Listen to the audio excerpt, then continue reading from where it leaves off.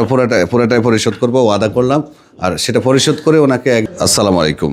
উনি খুবই অসুস্থ, ব্রেন স্ট্রোক করছেন না, ভাগ্যক্রমে যাই হোক আমাদের কাছে আসছে। আমরা চেষ্টা করবো ওনাকে দেশে পাঠানোর জন্য। তবে সবচেয়ে বড় সমস্যা, ওনার মতো অনেকে আছেন যারা বিভিন্ন কারণে মামলা খেয়েছেন।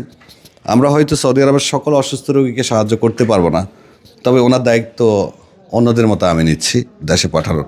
এখন কি হাত পাওয়ার কি অবস্থা? এক পাশ অলরেডি অবশ হয়ে গেছে না, এক পাশ অবশ হয়ে গেছে। যাই হোক, আমরা প্রাথমিক ট্রিটমেন্টের টাকা দিচ্ছি। আর ওনার যে মামলাটা আছে, সে মামলাটা আসলে আর্থিক ক্ষতিপূরণের মামলা, সেটা পুরোটাই আমরা পরিশোধ করবো ইনশাআল্লাহ। আমরা পুরোটাই পরিশোধ করব, ওয়াদা করলাম। আর সেটা পরিশোধ করে ওনাকে এক্সিট লাগিয়ে বাড়ি পাঠানো পর্যন্ত বিন মিশাল ট্রাভেলস ওনার দায়িত্ব নিচ্ছে। শুধু এইটুকুই বললাম। আপনার কিছু বলা আছে আমার?